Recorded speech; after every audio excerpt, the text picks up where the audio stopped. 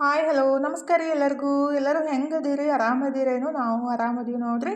ನೀವು ಎಲ್ಲರೂ ಆರಾಮದ್ರಿ ಅಂತೇಳಿ ಭಾವಿಸ್ತಾ ಇವತ್ತಿನ ಲಾಗ್ನ ಸ್ಟಾರ್ಟ್ ಮಾಡೋಣ ಬರ್ರಿ. ಇವತ್ತು ಗುರುವಾರ ಬೆಳಗ್ಗೆ ಟೈಮ್ 8:30 ಆಗೈತೆ ನೋಡ್ರಿ. ಇವಾಗ ಕೆಲಸ ಎಲ್ಲ ಮುಗಿಸ್ಬಿಟ್ಟು ಜಳಕ ಮಾಡಿ ದೇವರಿಗೆ ನಮಸ್ಕಾರ ಮಾಡಾಕಂತೀನಿ ರೀ. ಬೆಳಗ್ಗೆ 6 ಗಂಟೆಯಿಂದ 8:30 ಮಟ್ಟ ಸ್ವಲ್ಪನೂ ರೆಸ್ಟ್ ಇದ್ದಿಲ್ಲ, ಅಷ್ಟು ಕೆಲಸ ಇದ್ದು ರೀ. ಹಾಗಾಗಿ ಫುಲ್ ನೀರೊಳಗೆ ಕೆಲಸ ಅಂದ್ರೆ ತೀರಾ ಸುಸ್ತಾಗ್ಬಿಡುತ್ತೆ. ಹಂಗಾಗಿ ಇವಾಗ 8:30 ಆಗೈತೆ ರೀ ಟೈಮ್. ಇನ್ನು ನಾಷ್ಟಕ್ಕೂ ರೆಡಿ ಮಾಡಿಲ್ಲ. ಈಗಿದ್ರೆ ನನ್ನ ಮಗಳು ಮತ್ತು ನಮ್ಮ ಮನೆಯವ್ರು ಕೂಡಿಬಿಟ್ಟು ನಾಷ್ಟಕ್ಕೆ ರೆಡಿ ಮಾಡಾಕಂತಾರು. ಮನು ಇದ್ರೆ ಬೆಳಗ್ಗೆ 7 ಗಂಟೆಕನ ಹೋಗ್ಯಾನ್ರಿ ಕ್ಲಾಸಿಗೆ. ಹಾಗಾಗಿ ನಮ್ಮ ಮನೆಯವ್ರು ಮತ್ತು ತನು ಇಬ್ಬರೇ ಇದ್ದರು ನಾಷ್ಟ ಮಾಡೋರು. ಅಂದ್ರೆ ನಂದು ಇವತ್ತು ಗುರುವಾರ ಉಪವಾಸ ಐತಲ್ಲ, ಹಾಗಾಗಿ ತನುಗ ಮತ್ತು ನಮ್ಮ ಮನೆಯವ್ರಿಗೆ ನಾಷ್ಟಕ್ಕೆ ರೆಡಿ ಮಾಡಿಕೊಡ್ಬೇಕಿತ್ತು. ಆದರೆ ಜಳಕ ಮಾಡಿ ಬರೋದು ಲೇಟ್ ಆಯ್ತು. ಹಾಗಾಗಿ ಬರೋಟಿಗೆ ನಮ್ಮ ಮನೆಯವ್ರು ಇದ್ರೆ ಉಳ್ಳಾಗಡ್ಡಿ ಹೊಳಾಕತ್ತಿದ್ರು, ತನು ಇದ್ರೆ ಅವಲಕ್ಕಿ ತೊಯ್ಸಾಕತ್ತಿದ್ಲು. ಇವತ್ತು ಬೆಳಿಗ್ಗೆ 6 ಗಂಟೆಕನ ಸ್ವಲ್ಪ ಜಾಸ್ತಿನೇ ಅರ್ಬಿ ಇದ್ದು ರೀ. ಅಂದರೆ 2-3 ಬಕೆಟಷ್ಟು ಅರ್ಬಿ ಇದ್ದು. ಅರ್ಬಿ ಎಲ್ಲ ತೊಳೆದು ಟಾಯ್ಲೆಟ್ ಬಾತ್ರೂಮ್ ಎಲ್ಲ ತೊಳೆದು ಜಳಕ ಮುಗಿಸಿ ಬರೋಟಿಗೆ 2.5 ತಾಸು ಆಗ್ಬಿಡ್ತು. ಹಂಗಾಗುತ್ತೆ ನೋಡ್ರಿ, ಹೆಣ್ಮಕ್ಳ ಕೆಲಸ ಅಂತೂ ಮುಗಿಯಂಗೆ ಇಲ್ಲ. ಅದ್ರಾಗ ಕ್ಲೀನಿಂಗ್ ಕೆಲಸ ಹಿಡಿದ್ಬಿಟ್ರಂತೂ ಶಿವ ಶಿವ ಅನ್ನಿಸ್ಬಿಡುತ್ತೆ. ಯಾಕಂದ್ರೆ ಅಷ್ಟು ತನಕ ಟೈಮ್ ಬೇಕಾಗುತ್ತೆ ರೀ. ಅದ್ರಾಗ ನೀರಾಗ ಕೆಲಸ ಮಾಡೋದಂದ್ರೆ ಕೈಯೆಲ್ಲ ಫುಲ್ ಒಂಥರ ಆಗ್ಬಿಟ್ಟೈತಿ. ಹಂಗಾಗಿ ಕೈನೂ ಪೇನ್ ಆಗಕತ್ತಿತ್ತು. ಅಂದರೆ ನಾವು ಕೆಲಸ ಮಾಡಮ್ದಾಗ ಎಲ್ಲಿ ಚುಚ್ಚುತ್ತೋ ಎಲ್ಲಿ ಬಡಿಯುತ್ತೋ ಗೊತ್ತಾಗಂಗಿಲ್ಲ ರೀ. ಹಿಂದಿಗಡೆ ಅಲ್ಲಿ ಇಲ್ಲೆಲ್ಲ ನೋವು ಆಗಕ್ಕೆ ಸ್ಟಾರ್ಟ್ ಆಗ್ಬಿಡ್ತಾವೆ. ಅಂದರೆ ಕೈಗೆಲ್ಲ ಸಣ್ಣ ಸಣ್ಣ ಅಂದ್ರೇನು ಬಾತ್ರೂಮ್ ತಿಕ್ಕೊಂಬಂದಾಗ ಬ್ರಷ್ ಆಗಲಿ ಮತ್ತು ಬಟ್ಟೆ ತೊಳ್ಯಂದಾಗ ಕಲ್ಲು ಬಡಿಯೋದಾಗಲಿ ಆ ಥರ ಆಗ್ತಾ ಇರ್ತಾವೆ. ಕೆಲಸ ಮಾಡಮ್ದಾಗ ಗೊತ್ತಾಗಂಗಿಲ್ಲ ರೀ. ಹಿಂದಿಗಡೆ ಬ್ಯಾನ್ ಆಗಕ್ಕೆ ಸ್ಟಾರ್ಟ್ ಆಗ್ಬಿಡ್ತಾವೆ, ಅಂದ್ರೆ ನೋವು ಆಗಕ್ಕೆ ಸ್ಟಾರ್ಟ್ ಆಗ್ತಾವೆ ರೀ. ಈಗಿದ್ರೆ ನಮ್ಮ ಮನೆಯವರು ಮತ್ತು ತನು ಇಬ್ಬರು ಸೇರಿಬಿಟ್ಟು ಅವಲಕ್ಕಿ ಮಾಡಿಕೊಂಡು ನಾಷ್ಟ ಮಾಡಿದ್ರು. ನನ್ನ ಗುರುವಾರ ಉಪವಾಸ ಇತ್ತಲ್ಲ, ಹಾಗಾಗಿ ಈ ಕಡೆ ಚಹಾ ಮಾಡೋಕೆ ಇಟ್ಟಿದ್ದೆ. ಸ್ವಲ್ಪ ಪಾಲಕ್ ಹಪ್ಪಳ ಮಾಡ್ಬೇಕಂತ ರೀ. ಅಕ್ಕಿ ಹಿಟ್ಟನ್ನು ಸ್ವಲ್ಪ ಇತ್ತು, ಹಾಗಾಗಿ ಸ್ವಲ್ಪ ಕ್ವಾಂಟಿಟಿ ಒಳಗೆ ರೆಡಿ ಮಾಡೋಣ. ಮತ್ತು ಸ್ವಲ್ಪ ಪಾಲಕ್ ಪನ್ನೀರ್ ಆದ್ರೂ ಮಾಡಕ್ಕೆ ಬರುತ್ತಂತೆ. ಎಲ್ಲನೂ ಈ ಥರ ಬ್ಲ್ಯಾಂಚ್ ಮಾಡಿ ಅಂದರೆ ಕುದಿಸಿ ಅದನ್ನ ತಣ್ಣೀರ ಹಾಕಿ ಎತ್ತಿಟ್ಬಿಟ್ರೈತ್ರಿ. ಚಪಾತಿಗಾಗಲಿ ಮತ್ತು ಅದು ಪಾಲಕ್ ಪನ್ನೀರ್ ಮಾಡೋಕ್ಕಾಗಲಿ ಯೂಸ್ ಆಗುತ್ತೆ ರೀ. ಅಂದರೆ ಜಾಸ್ತಿ ಇದ್ದಾಗ ಅದು ಭಾಳ ದಿವಸ ಬರಬೇಕಂದ್ರೆ ಅದನ್ನ ಸ್ವಲ್ಪ ಬ್ಲ್ಯಾಂಚ್ ಮಾಡಿಬಿಟ್ಟು ಪೇಸ್ಟ್ ಮಾಡಿದ್ರೂ ನಾವು ಡಬ್ಬಿಗೆ ಹಾಕಿ ಸ್ಟೋರ್ ಮಾಡ್ಕೋಬೋದು. ಇಲ್ಲಾಂದ್ರೆ ಹಂಗನೂ ಸ್ಟೋರ್ ಮಾಡಿ ಬೇಕಂದಾಗ ರುಬ್ಕೊಂಡು ಯೂಸ್ ಮಾಡ್ಬೋದು ನೋಡಿರಿ. ಕೆಲವೊಂದು ಸಲ ನಾವು ಜಾಸ್ತಿ ದಿವಸ ಇಟ್ಟಾಗ ಅದೇನೈತಲ್ಲ ಪಾಲಕ್ ಹಾಳಾಗ್ಬಿಡುತ್ತೆ. ಈಗಿದ್ರೆ ಆ ಕಡೆ ಪಾಲಕ್ನು ಕುದ್ಸಾಕೆ ಇಟ್ಬಿಟ್ಟು ಈ ಕಡೆ ಏನೈತಲ್ರಿ ನಾನು ಚಹಾ ರೆಡಿ ಮಾಡೋಕೆ ಇಟ್ಟಿದ್ದೆಲ್ಲ. ಆ್ಯಕ್ಚುಲಿ ಚಹಾ ದಿನ ಕುಡಿಯೋಂಗಿಲ್ಲ ರೀ. ಇವತ್ತು ಗುರುವಾರ ಉಪವಾಸ ಐತೆ ಅಂತೇಳಿ ಕುಡಿಯೋದು. ಮಧ್ಯಾಹ್ನ ಮೇಲೆ ಊಟ ಮಾಡೋದು. ಅಂದರೆ ಒನ್ ಟೈಮ್ ಅಷ್ಟೇ ಊಟ ಮಾಡ್ತೀನಿ ರೀ. ಪೂರ್ತಿಯಾಗಿ ಉಪವಾಸ ಅಂತೂ ಮಾಡೋಕ್ಕಾಗಂಗಿಲ್ಲ. ಈಗಿದ್ರೆ ಚಹಾನು ಕುಡಿದ್ಬಿಟ್ಟು ಅರ್ಬಿ ಎಲ್ಲ ತೊಳೆದು ಹಾಕಿದ್ದೆ ಅಲ್ರಿ. ಬೆಳಗ್ಗೆ 1.5 ತಾಸು ಅರ್ಬಿ ತೊಳೆಯೋದನ್ನೇ ಕೆಲಸ ಆಗೈತಿ. ಅಂದರೆ ಜಾಸ್ತಿ ಇದ್ದು ರೀ. ನಿನ್ನೆ ಅರ್ಬಿ ತೊಳೆದಿತ್ತಿಲ್ಲ, ಹಾಗಾಗಿ ಮತ್ತು ಹಪ್ಪಳ ಮಾಡಿದ್ದು ಸಂಡ್ಗೆ ಮಾಡಿದ್ದು ಅವನ್ನೆಲ್ಲ ಅವಾಗ ಒಂದು ಸಲ ಮಾಡಿದ ತಕ್ಷಣ ಎಲ್ಲ ಕ್ಲೀನಾಗಿ ತೊಳೆದು ಬಿಸಿಲಿಗೆ ಹಾಕಿ ಎತ್ತಿಟ್ರೆ ಮತ್ತು ನೆಕ್ಸ್ಟ್ ಯೂಸ್ ಮಾಡಕ್ಕೆ ಬರುತ್ತೆ ರೀ. ಅದನ್ನೇ ಒಂದು ಬಕೆಟಷ್ಟು ಅರ್ಬಿ ಆಗಿದ್ದು. ಅಂದರೆ ನಾವು ಎಷ್ಟೆಲ್ಲ ಯೂಸ್ ಮಾಡಿರ್ತೀವಲ್ಲ ಅದನ್ನ ಒಂದು ಸಲ ನೀಟಾಗಿ ಸ್ವಚ್ಛಗೆ, ಅಂದರೆ ನಮ್ಮ ಅರ್ಬಿ ಎಷ್ಟು ಸ್ವಚ್ಛಗೆ ತೊಳಿತೀವಲ್ಲ ಅವನ್ನೂ ಎಲ್ಲ ನೀಟಾಗಿ ತೊಳೆದು ಬಿಸಿಲಿಗೆ ಹಾಕಿನೇ ಯೂಸ್ ಮಾಡಬೇಕಾಗುತ್ತೆ. ಈಗಿದ್ರೆ ಅದನ್ನೇ ತೊಳೆದಿಟ್ಟಿದ್ದೆ ರೀ. ಜಳಕಕ್ಕೆ ಹೋಗೋಕ್ಕಿಂತ ಮುಂಚೆ ಅರ್ಬಿ ಎಲ್ಲ ತೊಳೆದ್ಬಿಟ್ರೆ ಫುಲ್ ಫ್ರೆಶ್ ಅಂತ ಅನ್ಸುತ್ತೆ ನನಗೆ. ಜಳಕ ಆದಮೇಲೆ ಅಂದರೆ ಅರ್ಬಿ ತೊಳ್ಯಾಕೆ ಒಲ್ಲೆ ಅಂತ ಅನ್ಸುತ್ತೆ. ಮತ್ತು ಅಷ್ಟು ಸ್ವಚ್ಛನೂ ಆಗಂಗಿಲ್ಲ ರೀ. ಯಾಕಂದರೆ ಮೈಯೆಲ್ಲ ಹಸಿ ಆಗುತ್ತಂತೇಳಿ ಅರ್ಬಿನೂ ಅಷ್ಟು ಸ್ವಚ್ಛ ಆಗಂಗಿಲ್ಲ ಅಂತೇಳಿ ನಾನು ಜಳಕಕ್ಕಿಂತ ಮುಂಚೆನೇ ಅರ್ಬಿ ತೊಳೆದ್ಬಿಟ್ಟೇ ಜಳಕ ಮಾಡೋಕೆ ಇಷ್ಟ ಆಗುತ್ತೆ. ಹಂಗಾಗಿ ತೊಳೆದು ಇಟ್ಟಿದ್ದೆ ರೀ. ಈಗ ಜಳಕ ಎಲ್ಲ ಮುಗಿಸ್ಕೊಂಡು ದೇವ್ರಿಗೆ ನಮಸ್ಕಾರ ಮಾಡಿ ಚಹಾ ಕುಡಿದ್ಬಿಟ್ಟು ಅರ್ಬಿ ಎಲ್ಲ ಒಣಗ್ಸಕ್ಕೆ ಹಾಕ್ಬೇಕಂತ ಹಾಕಾಕಂತೀನಿ ನೋಡಿರಿ. ಅರ್ಬಿ ಎಲ್ಲ ಒಣಗ್ಸಕ್ಕೆ ಹಾಕಿಬಿಟ್ಟು ಸ್ವಲ್ಪ ಪಾಲಕ್ ಹಪ್ಪಳ ಮಾಡೋಣಂತ ಹಿಟ್ಟು ರೆಡಿ ಮಾಡಾಕಂತೀನಿ ನೋಡಿರಿ. ಅರ್ಧ ಕೆಜಿ ಅಷ್ಟೇ ಹಿಟ್ಟಿತ್ತು, ಹಂಗಾಗಿ ಅಷ್ಟನ್ನು ರೆಡಿ ಮಾಡಿದ್ದು. ಆ್ಯಕ್ಚುಲಿ ಅಕ್ಕಿ ಹಿಟ್ಟು ಮಾಡಿಸ್ಕೊಂಬರ್ಬೇಕು ರೀ. ಅಕ್ಕಿ ಹಿಟ್ಟು ಮಾಡಿಸ್ಕೊಂಬರ್ಬೇಕಂದ್ರೆ ಮಿನಿಮಮ್ ಒಂದು 3-4 ದಿವಸ ಟೈಮ್ ಬೇಕಾಗುತ್ತೆ ರೀ. ಅಂದರೆ ಒಂದು ದಿವಸನ ಅದನ್ನ ತೊಳೆದು 2-3 ದಿವಸ ನೆರಳಾಗನ ಒಣಗಿಸ್ಬಿಟ್ಟು ಹಿಟ್ಟು ಮಾಡಿಸ್ಕೊಂಬರ್ಬೇಕು ರೀ. ಹಾಗಾಗಿ ಖಾಲಿ ಆಗೈತಿ. ನಮ್ಮ ಮನೆಯವ್ರಿದ್ರೆ ಇನ್ನಷ್ಟು ಹಿಟ್ಟು ಹಾಕಬೇಕಿಲ್ಲ, ಎಷ್ಟು ಹಳಸಾಗೈತೇನಂತ ಕೇಳಾಕತ್ತಿದ್ರು. ಇಲ್ಲ ಹಿಟ್ಟು ಖಾಲಿ ಆಗೈತಿ, ನಾನೇ ಸ್ವಲ್ಪ ನೀರು ಜಾಸ್ತಿ ಆಗುತ್ತಂತ ಎತ್ತಿ ಇಟ್ಟಿದ್ದೀನಿ ಅಂತ ಹೇಳಾಕತ್ತಿದ್ದೆ ರೀ. ನಾನು ಈ ಥರ ಹಿಟ್ಟು ರೆಡಿ ಮಾಡಮ್ದಾಗ ನಮ್ಮ ಮನೆಯವ್ರು ಯಾವ ಥರ ಅಣಗಸಾಕತ್ತಿದ್ರು. ಹಂಗೆ ನೋಡಿರಿ, ನಮ್ಮ ಕೆಲ್ಸದ ಮೇಲೆ ನಮ್ಗೆ ಗಮನ ಇರುತ್ತೆ. ನಾವು ಏನು ಯಾವ ಥರ ಮಾಡ್ತಿರ್ತೀವಿ ಅಂತೇಳಿ ಗೊತ್ತಾಗಲ್ಲ ಕೆಲವೊಂದು ಸಲ. ಹಿಟ್ಟನ್ನು ರೆಡಿ ಮಾಡಿಟ್ಟು ಸ್ವಲ್ಪ ಹಪ್ಪಳ ಅದನ್ನು ಹಪ್ಪಳ ಎಲ್ಲ ರೆಡಿ ಮಾಡಿ. ಈಗಿದ್ರೆ ನನ್ನ ಮಗಳು ಇವತ್ತು ಪನ್ನೀರ್ ಮತ್ತು ನಾನ್ ರೆಡಿ ಮಾಡ್ತಾಳಂತ್ರಿ. ಹಿಟ್ಟನ್ನು ಕಲಸಿಟ್ಟಾಳು.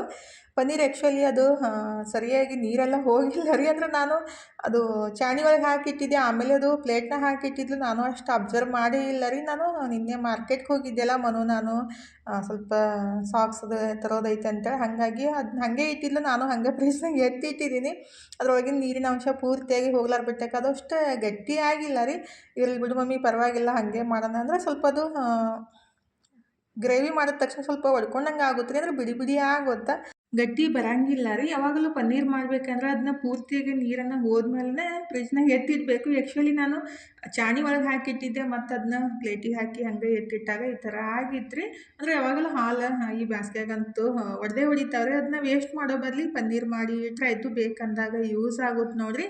ಈ ಥರ ಪನ್ನೀರ್ ಗ್ರೇವಿ ಮಾಡೋಕೆ ಇಷ್ಟ ಇಲ್ಲ ಅಂದ್ರೂ ಬುರ್ಜಿ ಥರ ಮಾಡ್ಬೋದು. ಅಂದರೆ ಉಳ್ಳಾಗಡ್ಡಿ, ಟೊಮೊಟೊ, ಖಾರದ ಪುಡಿ ಎಲ್ಲ ಹಾಕಿ ಅದನ್ನ ಬಿಡಿ ಬಿಡಿಯಾಗಿ ಅಂದರೆ ಪುಡಿ ಪುಡಿ ಮಾಡಿಬಿಟ್ಟು ಸೇರಿಸಿ ಪರಾಠ ಆದರೂ ಮಾಡ್ಬೋದು. ಇಲ್ಲಾಂದ್ರೆ ಪನ್ನೀರ್ ಬುರ್ಜಿ ಮಾಡ್ಬೋದು ರೀ. ಅದನ್ನೂ ಸಖತ್ತಾಗಿರುತ್ತೆ ಚಪಾತಿಗೆ ರೀ. ಅಂದರೆ ವೇಸ್ಟ್ ಮಾಡೋ ಬದಲಿ ಆ ಥರ ಮಾಡ್ಬೋದು. ಅದು ನೀರೇನಿರುತ್ತಲ್ಲ ರೀ, ಪನ್ನೀರ್ ತೆಗೆದಾಗ ಅದನ್ನೇ ನೀರನ್ನು ಹಾಕಿ ಚಪಾತಿ ಹಿಟ್ಟು ಕಲಿಸ್ಬಿಟ್ರೆ ಚಪಾತಿನೂ ಸಾಫ್ಟಾಗಿ ಬರ್ತಾವೆ, ಮತ್ತು ಅದ್ರೊಳಗೆ ಪ್ರೋಟೀನೂ ಇರುತ್ತೆ ರೀ. ಹಾಗಾಗಿ ವೇಸ್ಟ್ ಮಾಡೋಕೆ ಹೋಗಬಾರ್ದು. ಅಂದರೆ ಗೊತ್ತಿದ್ದಿತ್ತಿಲ್ಲ ಅಂದರೆ ಹೇಳಿದೆ ಅಷ್ಟೇ ರೀ. ನಾನು ಅದೇ ರೀತಿ ಮಾಡೋದು. ಈಗಿದ್ರೆ ಫೈನಲಿ ತನು ಇದ್ರೆ ಪನ್ನೀರ್ ಗ್ರೇವಿ ಮತ್ತು ಬಟಾಟಿ ಭರ್ತಾ ಮತ್ತು ಅನ್ನ ಮಜ್ಜಿಗೆನೂ ಕಲಿಸಿಟ್ಟಿದ್ಲು ರೀ. ಚಪಾತಿ ಹಿಟ್ಟು ಕಲಿಸಿದ್ಲು. ಆ್ಯಕ್ಚುಲಿ ತನು ಇದ್ರೆ ನಾನು ಮಾಡ್ಬೇಕಂತೇಳಿ ಹಿಟ್ಟು ಕಲಿಸಿದ್ಲು, ನಾನು ಹೋಗ್ಬಿಟ್ಟು ಚಪಾತಿ ಅದು ರೀ. ಯಾಕಂದ್ರೆ ಅದಕ್ಕೆ ಸ್ವಲ್ಪ ಈಸ್ಟನ್ನು ಹಾಕಿದ್ಲು. ಆ್ಯಕ್ಚುಲಿ ಈಸ್ಟ್ ಹಾಕೋಕ್ಕಿಂತ ಮೊಸರು ಮತ್ತು ಬೇಕಿಂಗ್ ಸೋಡಾ, ಬೇಕಿಂಗ್ ಪೌಡ್ರ್ ಹಾಕಿಬಿಟ್ಟು ಕಲಸಿ 1 ತಾಸಾದ್ರೂ ಇಡಬೇಕು ರೀ. ಇವಾಗ ಅರ್ಧ ತಾಸಾಯಿತು, ಈಸ್ಟ್ನೂ ಅದು ಆ್ಯಕ್ಟಿವ್ ಆಗಿತ್ತಿಲ್ಲ ರೀ.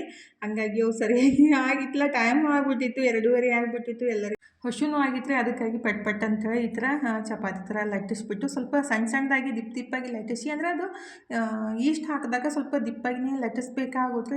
ದಿಪ್ಪಾಗಿ ಲಟ್ಟಿಸಿ ಅದನ್ನ ಚಪಾತಿ ಥರ ಎರಡೂ ಸೈಡ್ ಬೆನ್ಸಿ ಸ್ವಲ್ಪ ಎಣ್ಣೆ ಹಚ್ಚಿ ಈ ಥರ ಇದ್ರೆ ಭಾಳ ಮೆತ್ತಗೆ ಸಾಫ್ಟ್ ಚಪಾತಿ ರೆಡಿ ಆಗ್ತಾವೆ ನೋಡಿರಿ. ಈ ಕಡೆ ನಾನು ಪಾಯಸನೂ ರೆಡಿ ಮಾಡಿದ್ದೆ ರೀ. ಇನ್ನು ಆಲ್ಮೋಸ್ಟ್ ಅಡುಗೆ ಎಲ್ಲ ಆಗಕ್ಕೆ ಬಂದೈತಿ. ಇನ್ನು ಊಟ ಮಾಡೋದು ನೋಡಿರಿ. ಎಲ್ಲರಿಗೆ ಹುಷು ಆಗ್ಬಿಟ್ಟಿತ್ತ, ಸಿಕ್ಕಾಪಟ್ಟಿ ಟೈಮ್ ಚಪಾತಿ ಎಲ್ಲ ಮಾಡಿ ಮುಗಿಸೋಟಿಗೆ 3 ಗಂಟೆ ಆಗಿದ್ದ. ಹಾಗಾಗಿ ಎಲ್ಲರೂ ಮಸ್ತಾಗಿ ಊಟ ಮಾಡಕ್ಕಂತೀವಿ ನೋಡಿರಿ. ಇವತ್ತಿನ ಮಧ್ಯಾಹ್ನ ಊಟಕ್ಕೆ ಚಪಾತಿ ಮತ್ತು ಶಾವಿಗೆ ಪಾಯಸ, ಪನ್ನೀರ್ ಗ್ರೇವಿ ಮತ್ತು ಆಲೂ ಭರ್ತಾ ಮತ್ತು ಅನ್ನ ಮಜ್ಜಿಗೆ ರೀ. ತನು ಮಾಡಿದ್ದು, ನಾನಿದ್ರೆ ಬರೀ ಚಪಾತಿ ಪಾಯಸ ಅಷ್ಟೇ ಮಾಡಿದ್ರಿ. ಇವತ್ತು ಮಧ್ಯಾಹ್ನ ಊಟ ಮಸ್ತಾಗಿ ಊಟ ಮಾಡಕ್ಕಂತೀವಿ ನೋಡಿರಿ. ಎಲ್ಲರೂ ಒಟ್ಟಿಗೆ ಕೂತು ಊಟ ಮಾಡೋದು ಒಂಥರ ಖುಷಿ ಅಲ್ರಿ. ನನಗೆ ಮಾತ್ರ ಜಾಸ್ತಿ ಖುಷಿ ಆಗುತ್ತೆ. ಜಾಸ್ತಿ ಜನ ಇದ್ದಷ್ಟು ಜಾಸ್ತಿ ಖುಷಿ ಆಗುತ್ತಲ್ರಿ. ನನಗೆ ಮಾತ್ರ ಎಷ್ಟು ಜಾಸ್ತಿ ಜನ ಇರ್ತಾರಲ್ಲ ಊಟದ ಟೈಮ್ದಾಗ ಅಷ್ಟು ಊಟ ಜಾಸ್ತಿ ಹೋಗುತ್ತೆ. ಒಬ್ಬರೇ ಇದ್ದಾಗ ಊಟನೇ ಹೋಗಂಗಿಲ್ಲ. ಇದು ಜಾಸ್ತಿ ಜನ ಇದ್ದಾಗ ಒಂದು ಚಪಾತಿ ಜಾಸ್ತಿನೇ ಊಟ ಮಾಡಿಬಿಡ್ತೀವಲ್ರಿ.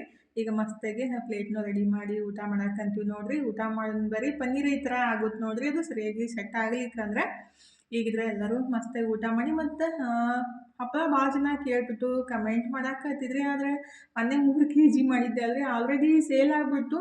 ಹಾಗಾಗಿ ಮಾಡಬೇಕಂದ್ರೆ ಇನ್ನೂ 1 ವಾರ ಟೈಮ್ ಬೇಕಾಗುತ್ತೆ ರೀ. ಯಾಕಂದರೆ ನಾನು ಮಸಾಲೆ ಖಾರ ಮತ್ತು ಅರಸಿನ ಪುಡಿ 1 ವರ್ಷಕ್ಕಾಗಷ್ಟು ಎಲ್ಲನೂ ಮಾಡಿಸ್ಬಿಟ್ಟು ಇಡಬೇಕಾಗುತ್ತೆ ರೀ. ಯಾಕಂದ್ರೆ ಮತ್ತು ಜೂನ್ 7 ಮಳೆ ಸ್ಟಾರ್ಟ್ ಆಗ್ಬಿಡುತ್ತಲ್ಲ. ಮಳೆ ಸ್ಟಾರ್ಟ್ ಆಗೋತ್ತಿಗೆ ನನ್ನ ಇಷ್ಟೆಲ್ಲ ಕೆಲಸ ಮಾಡಬೇಕು. ಮತ್ತು ಮಸಾಲೆ ಖಾರ ಮತ್ತು ಅರಸಿನ ಪುಡಿ ಎಲ್ಲ ಮಾಡಿಸ್ಬೇಕಂದ್ರೆ ಸ್ವಲ್ಪ ಜಾಸ್ತಿ ಟೈಮ್ ಬೇಕಾಗುತ್ತೆ ರೀ. ಅದಕ್ಕಾಗಿ 1 ವಾರ ಮಾಡೋಕ್ಕಾಗಂಗಿಲ್ಲ ರೀ. ಮತ್ತು 1 ವಾರ ಆದಮೇಲೆ ಒಬ್ಬೊಬ್ಬರಿಗೆ ಮಾಡಿಕೊಡ್ತೀನಿ, ಕೊಡಂಗಿಲ್ಲ ಅಂತ ಅಲ್ಲ ರೀ. ಅಂದರೆ ಸ್ವಲ್ಪ ಟೈಮ್ ಬೇಕಾಗುತ್ತೆ.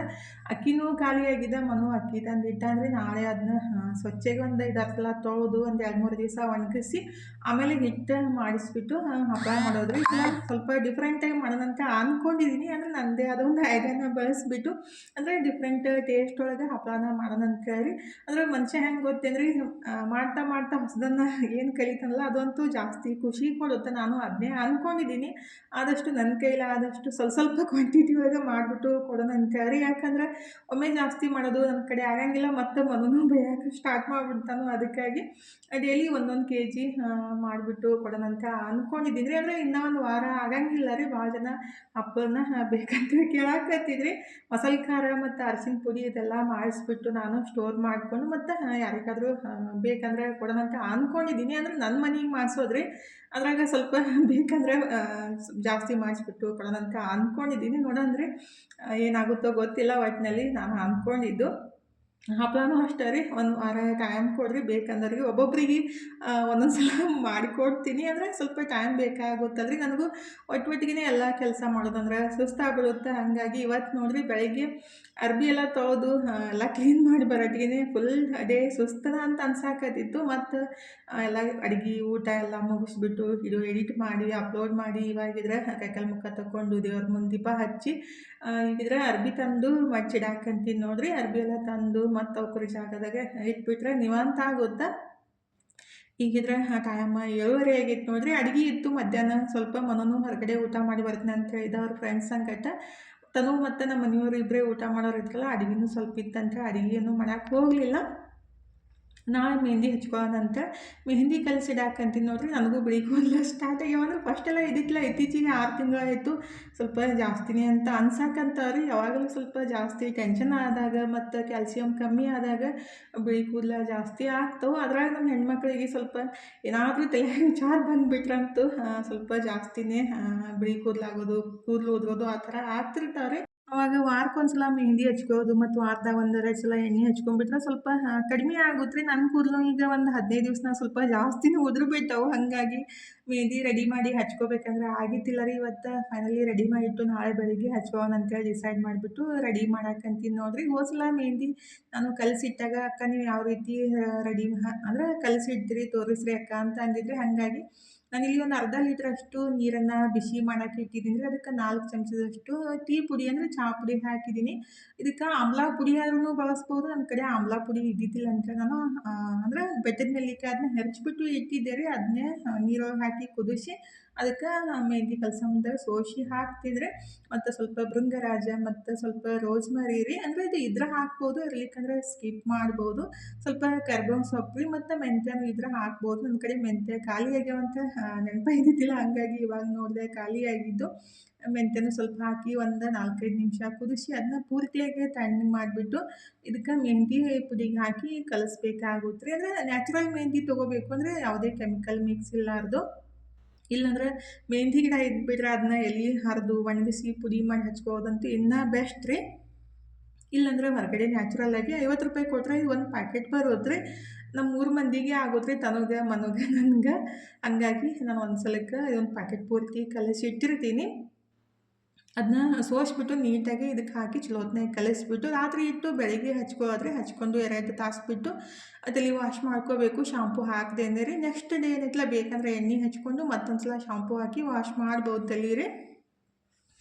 ಈಗಿದ್ರೆ ಫೈನಲಿ ಮೆಹಂದಿ ರೀತಿ ಕಲಿಸ್ಬಿಟ್ಟು ರಾತ್ರಿ ಇಟ್ಟಾಯಿತು ಬೆಳಗ್ಗೆ ಹಚ್ಕೊಳಕ್ಕೆ ಬರೋದು ನೋಡ್ರಿ. ಇವತ್ತಿನ ಲಾಗ್ ಸಿಂಪಲ್ಲಾಗಿ ಐತಿ, ಸಣ್ಣ ಲಾಗ್ ಐತಿ. ನಿಮಗೂ ಇಷ್ಟ ಆಗ್ಬೋದು ಅಂತ ಅಂದ್ಕೊಂಡಿದ್ದೀನಿ ರೀ. ನೆಕ್ಸ್ಟ್ ಲಾಗ್ ಒಳಗೆ ಮತ್ತೆ ಸಿಗೋಣ್ರಿ. ಇವತ್ತಿನ ಲಾಗ್ ಇಷ್ಟ ಆಗಿದ್ರೆ ಲೈಕ್ ಮಾಡಿ, ಶೇರ್ ಮಾಡಿ, ಸಬ್ಸ್ಕ್ರೈಬ್ ಮಾಡ್ಕೊಂಡು ಸಪೋರ್ಟ್ ಮಾಡಿರಿ. ಥ್ಯಾಂಕ್ ಯು ಫಾರ್ ವಾಚಿಂಗ್ ರೀ. ಮತ್ತೆ ಹೊಸ ಲಾಗ್ ಜೊತೆಗೆ ಸಿಗ್ತೀನಿ ರೀ. ಬಾಯ್ ರೀ, ಟೇಕ್ ಕೇರ್.